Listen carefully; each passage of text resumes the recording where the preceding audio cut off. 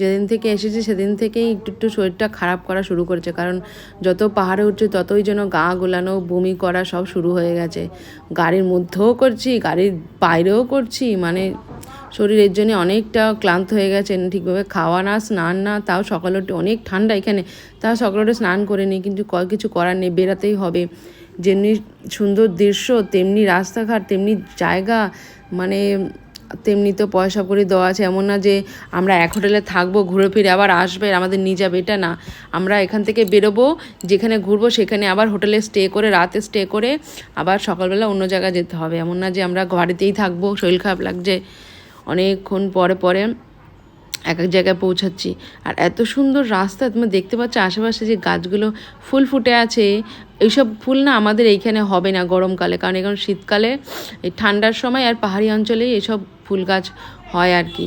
এত সুন্দর লাগছে দেখতে, এসব দেখতে কার না ভালো লাগে বলো। ফাইনালি অনেক কষ্ট করে হাঁপাতে হাঁপাতে চলে এসেছি। প্রথমে তো চলে গেছিলাম, কি জায়গার নামগুলো মনেও থাকে না, অনেক জায়গায় এসেছি।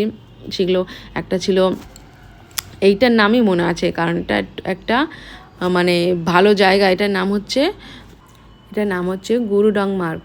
মানে এখানে একটা স্টোরি আছে, যেটা বুদ্ধের একটা স্টোরি, সে স্টোরি বেশ অতটা ভালো মনে নেই আমার, যেখানে বলছিল ড্রাইভার ছেলেটা।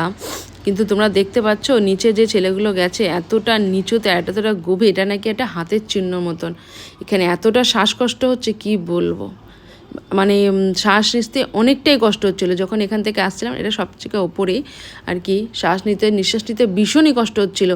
সঙ্গে ভাগ্যিস যারা গেছিলো গাড়িতে করে কর্পূর নিয়ে গেছিলো, এর জন্যই বাঁচা। বেশিক্ষণ থাকতে পারিনি, হার্ডলি 5 মিনিট, এর বেশি আমরা থাকতেই পারিনি, এতটাই কষ্ট হচ্ছিলো। মুখ দেখে পারি না, বুঝতে পারছো কি না। আমি ওদিকে আমার বড় বলছে তাড়াতাড়ি চলে যেতে এখান থেকে, বেশিক্ষণ না থাকতে। কিন্তু আর যারা আছে, একটা সাউথ ইন্ডিয়ান ছিল, বাপ রে বাপ, কত এনার্জি তাদের।